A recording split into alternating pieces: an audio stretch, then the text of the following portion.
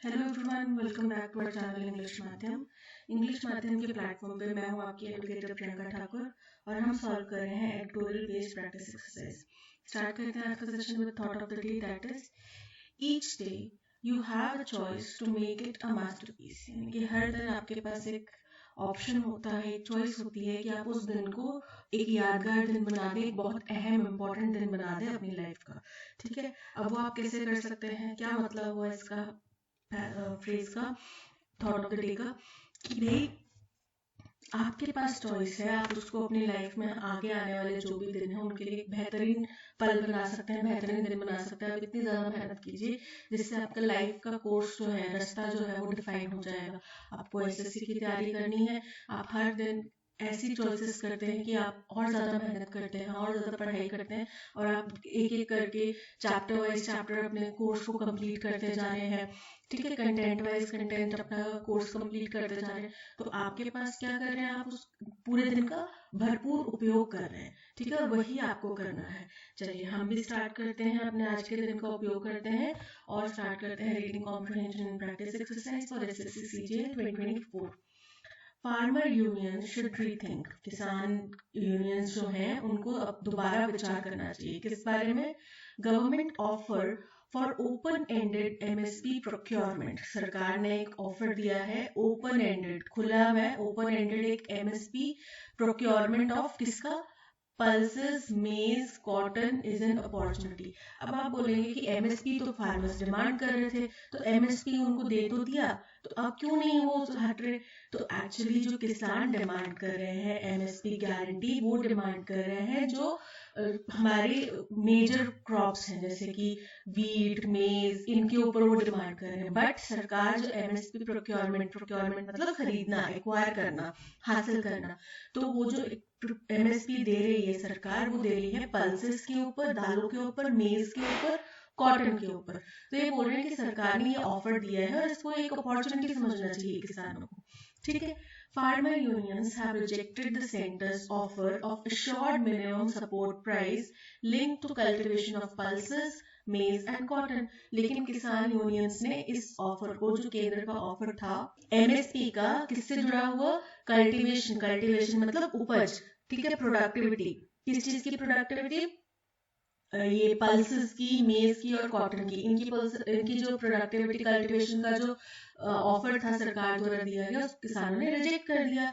Which are less water consuming crops than paddy. और ये तीनों पल्सेस, मेज और कॉटन क्या है? कम पानी की खपत लगती है इनको एज कंपेयर टू पैडी, धान और व्हीट और शुगर केन, इनके कंपैरिजन में। The unions decision is disappointing. अब राइटर कह रहे हैं कि ये जो यूनियन का, फार्मर यूनियंस का डिसीजन आया है, ये बड़ा निराशाजनक है। Farmers not just in Punjab and Haryana but, बोल रहे हैं केवल किसान पंजाब और हरियाणा के नहीं बल्कि but even MP and Telangana have a point when they say that they have little incentive today to grow maize, pulses, oilseeds or cotton in the absence of proper MSP procurement by government agencies। तो बोल रहे हैं कि अभी हम बात, अगर हम केवल पंजाब और हरियाणा की किसानों की बात ना करें, तो एमपी और तेलंगाना के किसानों के पास भी एक पॉइंट है। वो भी ये बात कहते हैं कि भाई हमें दालें उगाने में, मेज उगाने में, ऑयल सीड्स और कॉटन उगाने में हमें कुछ अच्छा खासा, हमें कुछ इंसेंटिव नहीं मिलता, कुछ फायदा नहीं होता, क्योंकि सरकार इसके ऊपर खरीद की कोई एमएसपी नहीं लगाती। ठीक है, तो इसलिए हमें कोई फायदा नहीं मिलता।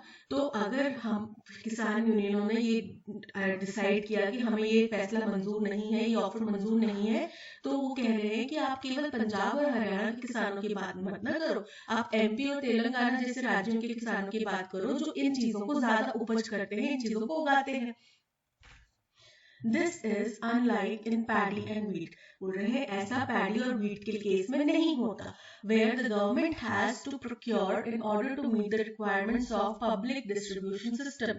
जहां पे, क्योंकि आपको पता है धान और व्हीट जो है, गेहूं जो है, वो सरकार खरीदती है, क्योंकि उनको पब्लिक डिस्ट्रीब्यूशन सिस्टम पीडीएस के तहत कुछ खरीद करनी पड़ती है, अपने पास में अनाज का भंडारण रखना पड़ता है, जिसके तहत जो हम आज बात करते हैं कि बीजेपी 5 किलो राशन दे रही है मुफ्त में, वो दे सके। अगर सरकार सरकार के पास राशन नहीं होगा तो वो 5 किलो राशन कैसे देगी आपको मुफ्त में? तो उसके लिए वो पैडी और वीट तो प्रोक्योर करते हैं, लेते हैं, खरीदते हैं किसानों से। लेकिन दालें, पल्सेस हो गई, मेज हो गया, ऑयल सीड हो गया, कॉटन हो गया, ये तो नहीं दिया जाता।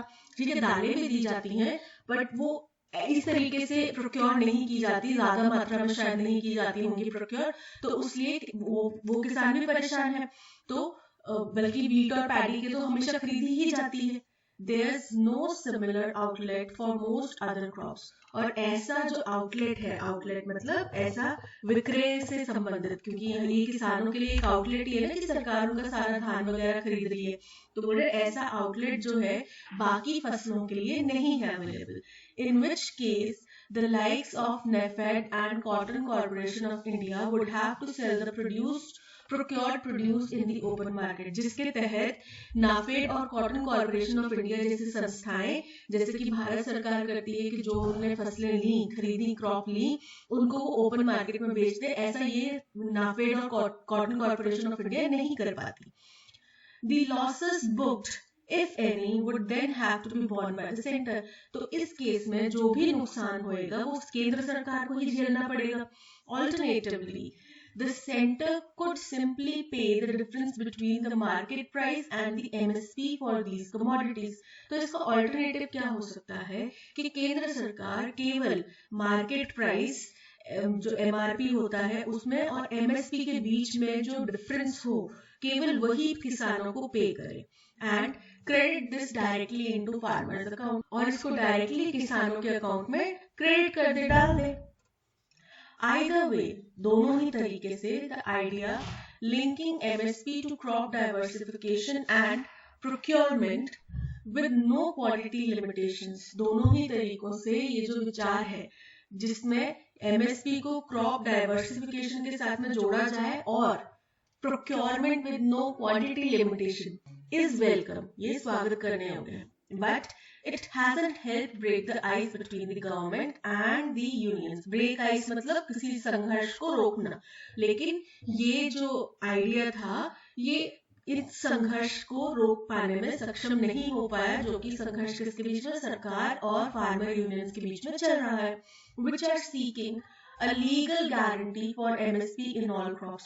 जो कि किसान यूनियन क्या डिमांड कर रही हैं, लीगल गारंटी मांग रही हैं MSP के ऊपर, सभी फसलों के ऊपर। ठीक है, That's an unreasonable demand। ये राइटर बोल रहे हैं कि ये डिमांड जो है जायज नहीं है, ये बहुत ही अनरीजनेबल डिमांड है। अब क्यों कह रहे हैं, अब देखो इसका सीधा सा लॉजिक ये बनता है कि अगर किसान बोलेंगे कि हमें मिनिमम MSP चाहिए, ठीक है, सपोज करो 3000 रुपए फसल के ऊपर कर रहे हैं, तो उससे क्या होगा, अभी तक जो फसल की आप आटा खरीदते हैं, गेहूं खरीदते हैं, उसका रेट जिस तरीके से डिफाइन होता है, अब वो डिफाइन होगा MSP के ऊपर, यानी कि 3,000 रुपए क्विंटल अगर धान गेहूं जा रहा है तो उसके ऊपर फिर आगे से आपकी जो भी आपके पास आटा आएगा उसकी कीमत बढ़ जाएगी, उस हिसाब से आपको उस आटे की कीमत देनी पड़ेगी। दैट मीन्स डायरेक्टली बर्डन किसके ऊपर पड़ने वाला है, एक आम इंसान के ऊपर, आम नागरिक देशवासी के ऊपर पड़ने वाला है, जिसमें किसान भी आम नागरिक है, उनके ऊपर भी पड़ेगा।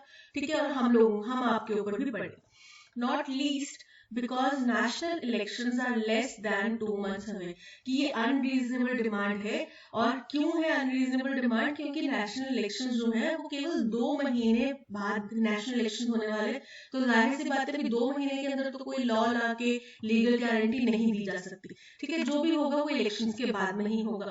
Enactment of any law to make MSP mandatory can be made only by the next not current government। तो बोल रहे हैं कोई भी लॉ बनाया जाए, उसको लागू किया जाए MSP गारंटी देने वाला, तो वो इस सरकार द्वारा तो नहीं बनाया जा सकता, वो तो अगली सरकार द्वारा बनाया जाएगा। ठीक है, सेकेंडली दूसरा कारण क्या है, The government can guarantee MSP only on the crops and the quantities it procures।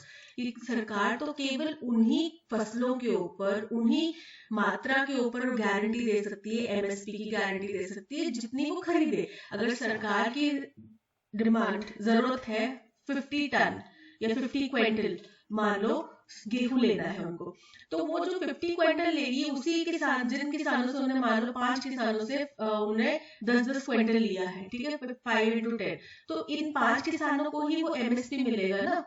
बाकी जो देश के 5,000 किसान हैं उनका क्या? अब ऐसा तो नहीं कर सकती सरकार कि भाई हमने एमएसपी की गारंटी दे दी है तो बाकी किसान क्या बोलेंगे कि हम भी अब दूसरे लोगों को ये जो भी रेट पे हमने 1,000 रुपीज पर क्विंटल दिया है तो हम 1,000 रुपीज पर क्विंटल ही आपको देंगे. It cannot force private traders to pay any price above the supply and demand determined rate. क्योंकि अभी तक हमारा जो रेट है वो डिपेंड करता है डिमांड एंड सप्लाई के ऊपर, ठीक है. लेकिन अब किसके ऊपर आ जाएगा? सरकार ने एक कीमत तय कर दी, उसके ऊपर का रेट हमें चाहिए, या उतना मिनिमम उतना चाहिए, उसके ऊपर का रेट चाहिए. बोल रहे हैं कि प्राइवेट ट्रेडर्स को इस तरह से मजबूर नहीं कर सकते कि वो डिमांड और सप्लाई द्वारा निर्धारित कीमतों से ऊपर की कीमत पे कुछ भी खरीदे, ठीक है, वो उनको मजबूर नहीं कर सकते.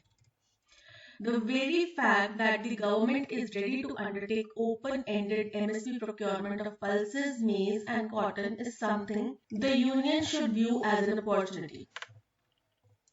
बोल रहे हैं ये तथ्य कि सरकार जो है ओपन एंडेड एमएसपी देने को तैयार है अगर वो पल्सेस, मेज और कॉटन की प्रोक्योरमेंट खरीद करती है, तो ये एक ऐसा कदम था जिसको यूनियंस को एक अपॉर्चुनिटी की तरह देखना चाहिए था और इसको एकदम लपक लेना चाहिए था.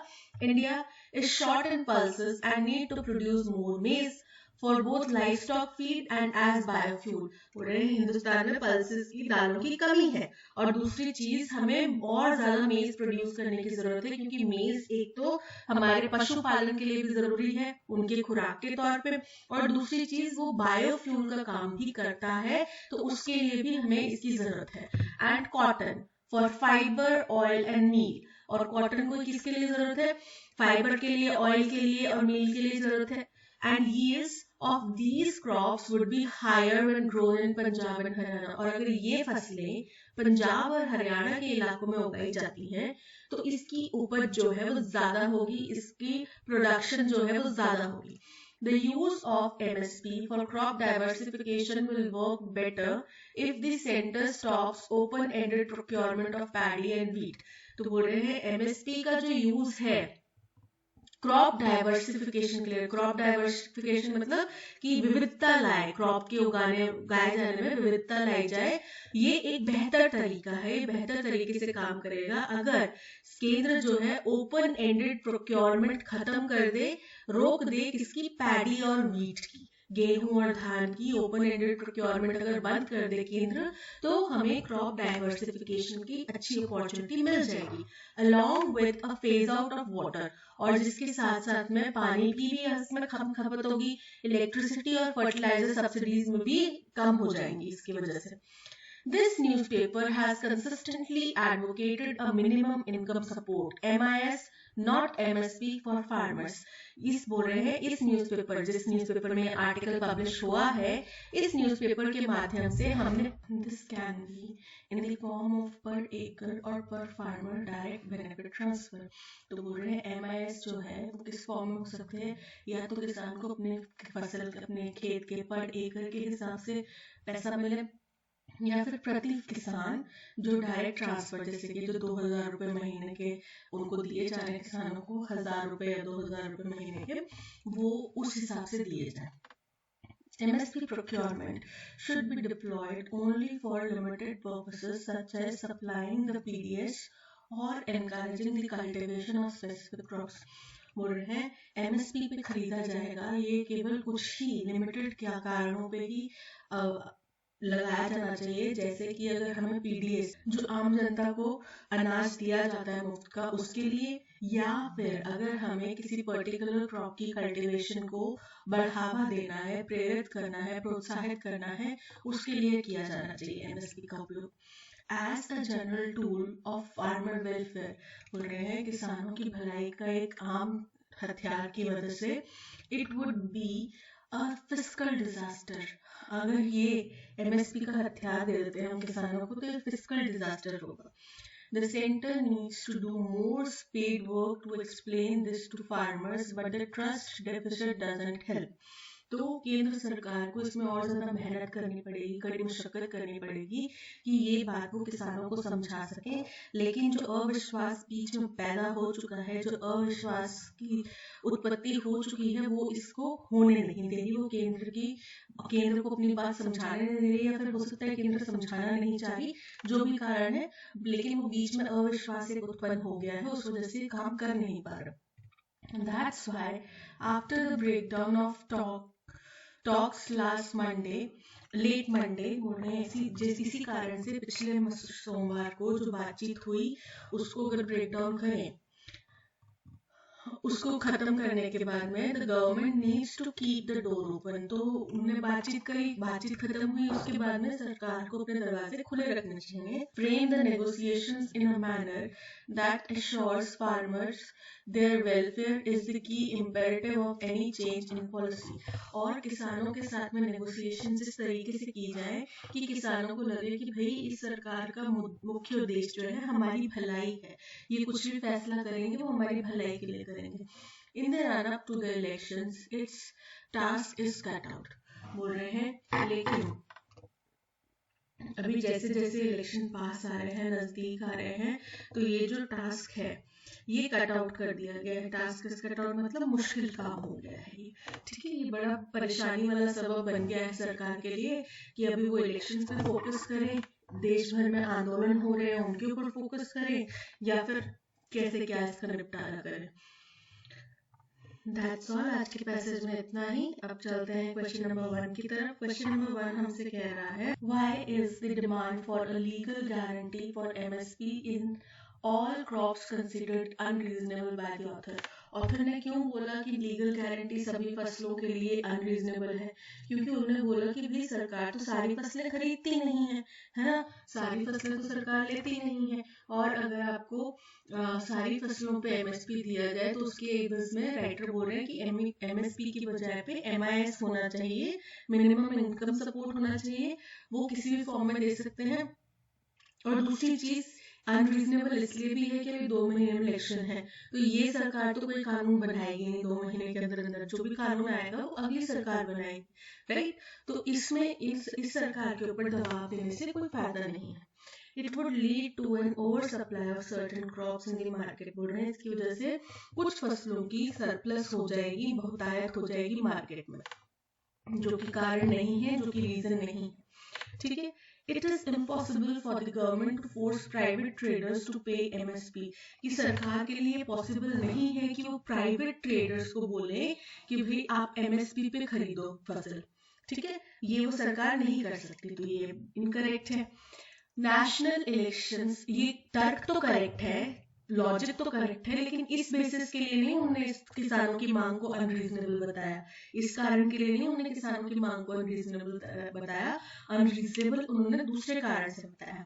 National elections are less than 2 months away, केवल 2 महीने दूर है, making it difficult for current government to enact such a law, जिसकी वजह से अभी की सरकार के लिए मुश्किल हो जाता है कि वो ऐसा कोई लॉ बनाए, ठीक है, जो कि बिल्कुल करेक्ट है, option C is correct. What is the primary reason farmer unions have rejected the centre's offer of assured minimum support price for the cultivation of pulses, maize and cotton?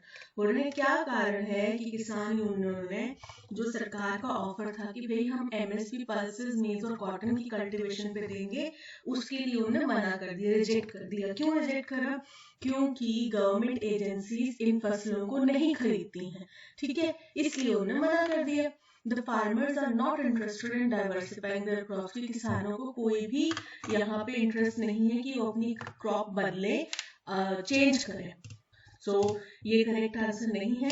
The government has not provided legal guarantee for MSP in all crops, कि सरकार ने सभी फसलों के लिए legal guarantee नहीं दी है, इसलिए उन्होंने ये रिजेक्ट कर दिया। तो उनका मुख्य कारण ये भी नहीं था, ये भी एक कारण था, पर मेन कारण यहाँ पे ये नहीं था। The farmer believes that the offered MSP is too low, कि बहुत कम MSP दिया जा रहा है, तो अभी MSP के ऊपर डिसाइड नहीं हुआ है कितना दिया जाएगा, अभी केवल ये डिसाइड उन्होंने ऑफर दिया था कि भाई हम इन फसलों के ऊपर आपको MSP दे देंगे, तो ये इनकरेक्ट है। The government agencies do not properly procure these crops at MSP unlike paddy and wheat. अब पैडी और वीट तो सरकार खरीदती है, MSP पे खरीदती है, क्यों? क्योंकि पीडीएस सिस्टम के लिए उनको चाहिए, लेकिन ये फसलें उनको कहीं पे भी डिस्ट्रीब्यूट करने के लिए नहीं चाहिए, इसलिए वो इन फसलों को खरीदती नहीं है। थोड़ा बहुत खरीदेंगी, ज्यादा नहीं कि भारी मात्रा में खरीदेंगी, है ना, तो इसलिए उन्होंने मना कर दिया। सो option D is correct. According to the passage, what is the suggested role of MSP procurement?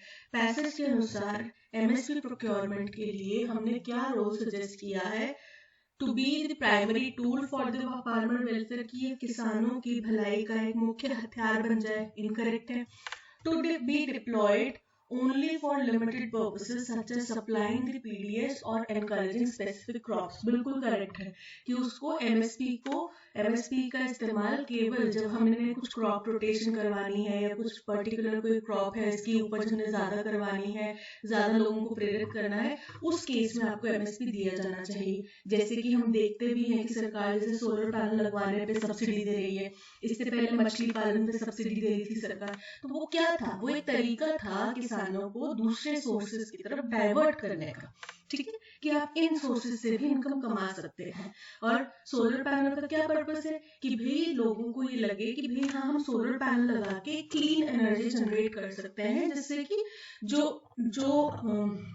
Fossil fuel के ऊपर से बनने वाली एनर्जी है वो उसका कंजम्पशन कम हो जाए। तो बिल्कुल करेक्ट है ये चीज, option B is correct. What alternative to the minimum support price has the newspaper advocated for farmer welfare?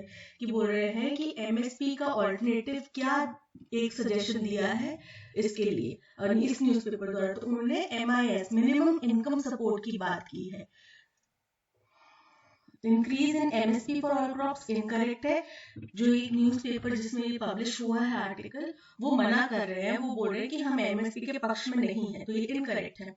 Direct benefit transfer in the form of minimum income support MIS बिल्कुल correct है, option B is correct. What is the tone of the passage? Optimistic है passage की tone? नहीं, optimistic नहीं है, critical है, क्योंकि उन्हें जो किसानों ने मना कर दिया है MSP को लेने से, उसको लिए वो आक्रोश जता रहे हैं, गुस्सा जता रहे हैं और उस कदम को गलत बता रहे हैं। सो option B critical is correct. A seat for a passenger on a bicycle or motorbike. अब अपने साइकिल के पीछे देखा है ना कि वो एक कैरियर सा लगा होता है जिसके ऊपर बैठ भी सकते हैं और कुछ सामान रखना हो तो वो भी रख सकते हैं। और मोटरसाइकिल क्या है या स्कूटर के पीछे वाली जो सीट होती है जिसपे कोई बैठ सकता है, जो कि जो दूसरी बाइक्स आती हैं, रेसर बाइक्स, उनमें नहीं होती, उनका मजाक भी मीन्स ही बनते हैं कि वो ऊंची ऊंची होती जा रही है, तो एक टाइम ऐसा आएगा कि लड़की पीछे जो भी पीछे वाला पैसेंजर है वो तो बिल्कुल ऐसे लेट ही जाएगा, स्लैंटिंग पोजीशन में आ जाएगा बिल्कुल ही, ठीक है। तो उस पीछे वाली सीट को क्या बोला जाता है? उसको बोला जाता है पिलियन। क्या बोला जाता है? Pillion, PILION, option A is correct. Girdle क्या होता है? गिरडल कमरबंद जो होता है, ठीक है, उसको बोलते हैं। ब्रिडल मतलब घोड़े की लगाम, और कुशन मतलब गद्दी। सो option A pillion is correct. You could put your money to good use. तुम अपने पैसे का इस्तेमाल अच्छी जगह पे लगा सकते हो, है ना, पैसे को अच्छी जगह पे इन्वेस्ट कर सकते हो। तो इसको क्या करना है? पैसिव वॉइस में कन्वर्ट करना है। यू क्या है? सब्जेक्ट। पुट क्या है? वर्ब। योर मनी क्या है? ऑब्जेक्ट। तो अब पहले क्या आ जाएगा? Object. Your money could be put to good use, ठीक है। Your money is being put, किया जा रहा है, तो किया नहीं जा रहा, क्या कर सकते हो, इनकरेक्ट है। Your money could have been, किया जा सकता था, पास्ट की बात नहीं। Your money could be put to good use, option C is correct. There have been 3 breaks in our society this month. बोल रहे हैं कि इस महीने हमारी सोसाइटी में 3 कुछ घटनाएं हुई हैं, अहम घटनाएं हुई हैं। ब्रेक इन मतलब अहम घटनाएं। तो ब्रेक्स इन ये पूरा एक वर्ड है, ब्रेक इन जो है पूरा एक वर्ड है, एक ही यहाँ पे चीज की बात कर रहे हैं। तो 3 ब्रेक इन्स हुए हैं।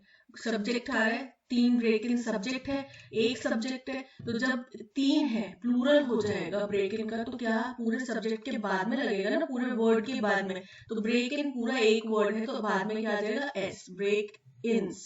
ठीक है, in our society this month, तो 3 ब्रेक्स इन में एरर है, 3 ब्रेक इन्स होगा, option A is correct.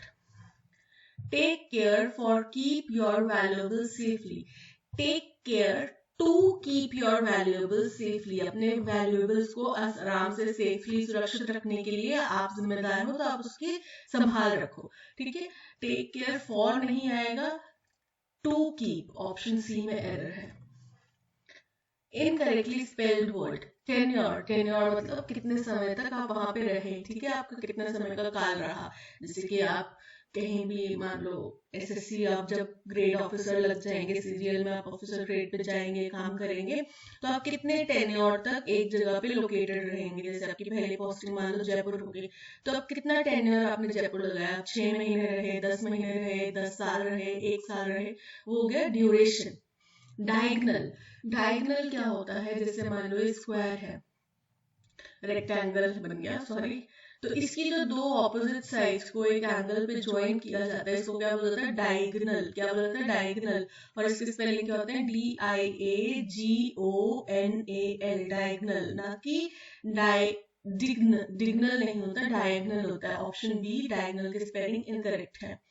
Partner, partner का मतलब होता है जो हमारा सहयोगी, हमारे साथ में काम करने वाला हो सकता है, हमारी जिंदगी का पार्टनर, लाइफ पार्टनर हो सकता है, जिसके साथ में हम अपनी जिंदगी व्यतीत कर रहे हैं।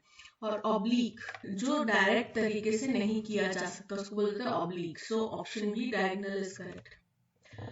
I shall certainly write to you when I shall reach Bangalore, जब मैं पहुंच जाऊंगा तो मैं तुम्हें चिट्ठी लिखूंगा, ठीक है, ये आपने बोलना है, तो जब मैं पहुंच जाऊंगा, जब मैं चिट्ठी लिखूंगा, ऐसा तो नहीं बोलते, जब आप पहुंच जाएंगे, तो शल जो है वो फ्यूचर की पॉसिबिलिटी की बात कर रहा है कि जब मैं फ्यूचर में पहुंचूंगा तब करूंगा, तो शल में जब और तब दोनों इंक्लूड होंगे, तो दोबारा से आई शल इस्तेमाल नहीं होगा, ठीक है, तो I shall certainly write to you when I reach Bangalore, shall का इस्तेमाल गलत है, when I reach, option B is correct. One who knows everything, कोई ऐसा व्यक्ति जिसको सब कुछ पता हो, तो ऐसे व्यक्ति को हम बोलते हैं ऑमनिसिएंट, क्या बोलते हैं, ऑमनिसिएंट। एक्सपीरियंस, एक्सपीरियंस मतलब जिसने बहुत काम किया हो, उसको जानकारी हो, अब जानकारी, ऑमनिसिएंट भी जानकारी है, बट उसको प्रैक्टिस से जानकारी है, ठीक है, so option A is incorrect, omniscient, option B is correct. Invincible, invincible जो कभी हार नहीं सकता, जो कभी मर नहीं सकता, ठीक है, वो हो गया इनविंसिबल। और नाइव, नाइव मतलब नौसिखिया, नया नया एकदम भोला भाला सा, so option B omniscient is correct. All the guests were shocked at his dash laughter, अब उसके laughter की यहाँ पे विशेषता बताई जा रही है, किस तरीके का laughter था उसका। Unrecognized, unrecognized मतलब जिसको आप पहचान नहीं सकते। Unrestrained, unrestrained मतलब बिना किसी रोक टोक के। अनरिजॉल्व, अनरिजॉल्व मतलब जिसको सुलझाया नहीं जा सकता, और अनरिमार्केबल मतलब साधारण सा, तो यहाँ पे जाहिर सी बात है उसका खुला हंसना, बिना किसी रोक टोक के हंसना, उसके बारे में बात कर रहे होंगे, so option B unrestrained is correct.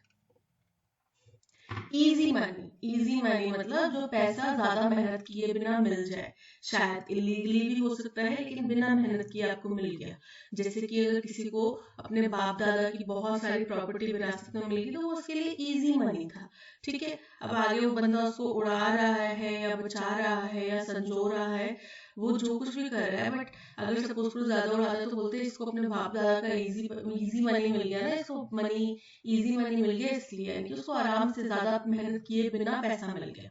Collect someone's cash for them easily, incorrect. Work hard to earn a large salary without telling anyone, incorrect. Have no difficulty in collecting money that is due, incorrect. Make money without much effort, maybe illegally, option D is correct. While the online class was going on, they had to keep their cameras on. Correct है सारा, कोई error नहीं है, दे past की घटना है, had साथ में इस्तेमाल हो रहा पास्ट दर्शाने के लिए, क्योंकि जब ऑनलाइन क्लास चल रही थी उस टाइम पे उनको अपने कैमरास ऑन रखने पड़े। ठीक है, तो no substitution required, option A is correct. Perjury, perjury, अब ज्यूरी क्या होता है? ज्यूरी बेसिकली कोर्ट के अंदर में जो बहुत सारे पहले होता था कि बहुत सारे नोटिफाइड जो डिग्निफाइड सिविलियंस होते थे उनकी ज्यूरी बनाई जाती थी, सदस्य का पैनल बनाया जाता था, फिर वो लोग कुछ डिसाइड करते थे और वो अपना फैसला जो है जजेस को समझाते थे, सुनाते थे। ठीक है, तो ये हो गया ज्यूरी। अब परज्यूरी का मतलब क्या हुआ? अब इसी से आप समझो, ज्यूरी मतलब कोर्ट का काम, तो परज्यूरी मतलब झूठी गवाही। ठीक है, अब इसका हमें क्या देना है? सिनोनिम देना है। मेलंकली मतलब क्या होता है? सैडनेस, उदासी। फ्रैंकनेस मतलब स्पष्ट, एकदम क्लियर, बहुत फ्रैंक है आपके साथ में, ओपन है। पेन्योरी मतलब दरिद्रता, और फॉल्सहुड मतलब झूठी गवाही देना या झूठ बोलना। So option D falsehood is synonym for perjury. To bury the hatchet, to bury the hatchet का मतलब होता है कि जो भी गिला शिकवा था उसको भूल जाओ, गुस्सा थूको। ठीक है, तो स्टॉप टॉकिंग टू समवन, किससे बात करना बंद कर देना। वो तो जब गुस्सा होता है तब करते हैं ना, गुस्सा थूक दिया तो फिर तो बात करना स्टार्ट कर दी। To end a quarrel, option B is correct. Nowadays, common people take interest in the manner in which they were governed. Nowadays की मतलब आजकल की बात की जा रही है, वर तो पास्ट की घटना होगी, तो आजकल के साथ में पास्ट का कॉम्बिनेशन तो इनकरेक्ट है। ठीक है, तो आजकल की बात करें, नाउअडेज जो है वो प्रेजेंट टेंस के दर्शाता है, तो nowadays they are governed, present tense में आएगा, दे आर, ना कि दे वर। they were governed, option A is correct, were की जगह क्या आएगा? are. But instead of asking the guest to rest, लेकिन बजाय कि जो गेस्ट है उनको ये बोलने की कि आप रेस्ट करो, he said, I have arranged to take you for a शिकार, मैंने आपको शिकार पे ले जाने की व्यवस्था की है। ठीक है, तो ए हमारा फर्स्ट स्टेटमेंट नहीं हो सकता। पता चल गया क्यों नहीं हो सकता? बट से स्टार्ट हो रहा है, तो बट के लिए पहले कोई स्थिति होगी ना, उसी का विपरीत, उसका कॉन्ट्रडिक्शन आप कर रहे होंगे बट से, तो ए हमारा फर्स्ट स्टेटमेंट नहीं हो सकता। ऑप्शन में ए फर्स्ट स्टेटमेंट है भी नहीं। The host welcomed him warmly, him मतलब कौन? प्रोनाउन आ रहा है, तो नाउन आएगा पहले, यानी कि बी भी हमारा फर्स्ट स्टेटमेंट नहीं हो सकता। ऑप्शन डी हो गया एलिमिनेट। द होस्ट, जो होस्ट था उन्होंने गर्म जोशी से उनका स्वागत किया। At last he arrived at the beautiful city. Again he, pronoun, pronoun के लिए पहले noun का आना जरूरी है। ठीक है, तो अंततः वो उस खूबसूरत शहर में पहुंच गया। अब हमें पता चल गया सी भी एलिमिनेट हो गया। ऑप्शन ए भी, अब देखो 50-50 हो गया, हमने लाइफ लाइन यूज कर ली 50-50। किससे? अपने ग्रामर के नॉलेज से हमें ये पता है कि बट जो है वो कॉन्ट्रडिक्शन बताएगा, तो कॉन्ट्रडिक्शन करने के लिए आपने पहले कुछ स्टेटमेंट तो दिया होगा, उसी का कॉन्ट्रडिक्शन आप करोगे। ठीक है, अब ये हो गया। उसके बाद में बट से कोई भी पहला स्टेटमेंट स्टार्ट नहीं होता, कोई भी पैसेज की शुरुआत नहीं होती। अब उसके बाद में सेकंड हमें पता था कि भाई नाउन पहले आएगा तभी प्रोनाउन इस्तेमाल किया जाएगा, तो उससे हमारे बी और सी भी एलिमिनेट हो गए। अब हमारे देखो कितना इजी हो गया, हमें से केवल ऑप्शन बी और ऑप्शन सी में चूज करना है, जिसमें दोनों में स्टेटमेंट डी जो है वो फर्स्ट स्टेटमेंट है। Right, Great preparations were made for Amir of Isfahan's journey to Shiraz. बोल रहे हैं अमीर मतलब शेख जैसे होते हैं, है ना, राजा महाराजा। तो इस्फहान जो है एक जगह, वहां के जो अमीर हैं उनकी जर्नी, उनका जो यात्रा है, शिराज के लिए जा रहे थे वो यात्रा के लिए, उसके लिए बहुत तैयारियां की गई। ये हो गया फर्स्ट स्टेटमेंट। उसके बाद में अब वो वहां पे पहुंचेंगे तभी होस्ट उनका वेलकम करेगा, या पहले ही उनका होस्ट वेलकम कर देगा वहां पहुंचने से पहले? तो पहले वहां पे पहुंचेंगे तभी होस्ट वेलकम करेगा, तो सेकंड स्टेटमेंट कौन सी आएगी? सी। अब देखो यहाँ पे भी डी के बाद में सी है, यहाँ पे भी डी के बाद में सी है। चलिए आगे चलते हैं। फिर वहां पे पहुंचे तो होस्ट ने उनका गर्मजोशी से स्वागत किया। ठीक है, थर्ड स्टेटमेंट आ गया। लेकिन गर्मजोशी से स्वागत तो किया, लेकिन अपने गेस्ट को कि आप बड़ी दूर से आए होंगे, थक गए होंगे, ये बोलने के बजाय उन्होंने बोला कि मैंने शिकार पे चलने की व्यवस्था करी है, चलिए शिकार पे चलते हैं। ठीक है, तो ये हो गया फोर्थ स्टेटमेंट। तो अरेंजमेंट क्या बन गया? D C B A, D C B A, option B is correct. He can have been more polite to her. Have been, can, future की, हम पास्ट की हुई एक बात में पॉसिबिलिटी बता रहे हैं। कैन जो है पॉसिबिलिटी बता रहा है, मतलब कुछ बात की पॉसिबिलिटी बता रहा है, लेकिन ये जो हैव बीन है वो दर्शाता है कि बात पास्ट की है। ठीक है, पास्ट कंटिन्यूअस फॉर्म में आ रही है, तो हम क्या बोलेंगे, he could have been more polite. ठीक है, तो कैन किस में कन्वर्ट हो जाएगा, पास्ट में कुड में। सो कैन की बजाय क्या आएगा, could have been more polite. Not a year passes without a controversy over the National Sports Awards. मतलब कोई साल ऐसा नहीं जाता जिस साल कोई कंट्रोवर्सी ना हो नेशनल स्पोर्ट्स अवार्ड्स को लेकर। The debate that dashed every year following the announcement of the dash, जो डिबेट उठ खड़ा होता है, अराइज हो सकता है, जनरेट हो सकता है, उत्पन्न होने की बात हो सकती है। ठीक है, तो जो डिबेट उठता है हर साल, किसके बाद, जैसे ही अनाउंसमेंट होती है of the dash, often of the किसकी, अवार्ड्स की बात करें तो ऑफ द अवार्ड्स ही होगा, often leads to acquisitions of the bias. तो इसके जैसे ही वो अनाउंसमेंट होती है वैसे आरोप लगने शुरू हो जाते हैं कि भाई बायस है, रीजनलिज्म है। रीजनलिज्म मतलब अपने रीजन के, अपने इलाके के लोगों को ज्यादा इसमें फेवरेटिज्म दिया जा रहा है, मैनिपुलेशंस हैं, इस चीज के आरोप लगना शुरू हो जाते हैं। Dash to the sports minister and chief ministers and dash by the politicians have all become part of the dash. Up to the sports minister, यानी कि sports minister के लिए chief ministers and dash किसके द्वारा, by politicians द्वारा, have all become part of the dash. ये सब कुछ पार्ट बन चुका है इन अवार्ड शोज का, इन अवार्ड्स का। चलिए देखते हैं।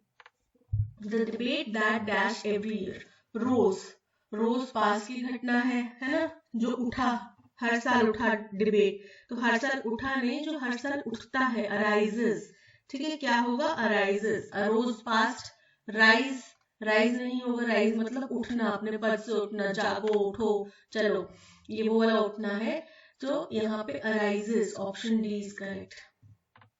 So the debate that arises every year following the announcement of the dash often leads to acquisition following the announcement of the donations. Donation मतलब दान, awards, अब हमको पता है हम awards की बात करें तो awards की बात की जा रही होगी, so option B awards is correct. Gifts, gifts मतलब तोहफे, और rewards मतलब इनाम, तो reward की बात नहीं की जा रही, award की बात की जा रही है, option B awards is correct. Dash to sports minister and chief ministers and dash representations to sports minister, यानी कि प्रतिनिधित्व करना या फिर अपनी बात किसी अधिकारी तक पहुंचाना, अपनी अपील किसी अधिकारी तक पहुंचाना। तो यहाँ पे स्पोर्ट्स मिनिस्टर तक या चीफ मिनिस्टर्स तक अपनी बातें पहुंचाई जाती हैं, and dash by the politicians, और किसके द्वारा पहुंचाई जाती हैं, पॉलिटिशियंस द्वारा। सो रिप्रेजेंटेशन इज करेक्ट। इलस्ट्रेशन मतलब दर्शाना, ठीक है, किस चीज का चित्रण करना। डेलीगेशन मतलब प्रतिनिधि मंडल। एग्जीबिशन मतलब कुछ प्रदर्शनी। तो यहाँ पे रिप्रेजेंटेशन सबसे सूटेबल बैठ रहा है। And dash and interventions, representations and interventions मतलब बीच में मध्यस्थ करना, बीच में दखल अंदाजी करना। इंटरसेक्शन, इंटरसेक्शन मतलब बीच का जो रास्ता होता है, चौराहा। इंटरजेक्शन, इंटरजेक्शन मतलब बीच में बोलना, और इंटरमिशन मतलब बीच में एक अंतराल जो आता है। सो यहाँ पे इंटरवेंशन यानी कि बीच में अपनी बात कह देना, अपना कुछ मध्यस्थ, बीच में हस्तक्षेप करना। Option A is correct. हस्तक्षेप, interventions by the politicians have all become part of the jest. jest मतलब कि मजाक, गेम मतलब खेल, स्पोर्ट, स्पोर्ट मतलब अगेन खेल वगैरह, लाइन, लाइन मतलब जो रेखा होती है, लाइन। ठीक है, तो यहाँ पे आंसर क्या आएगा, गेम, इस गेम का हिस्सा बन चुका है। So option B is correct. That's all. आज के सेशन में इतना ही। Thank you so much for watching. अगर कंटेंट पसंद आया हो तो लाइक, शेयर और सब्सक्राइब जरूर कीजिएगा। मिलते हैं नेक्स्ट सेशन में। Till then keep learning and keep practising. Bye bye.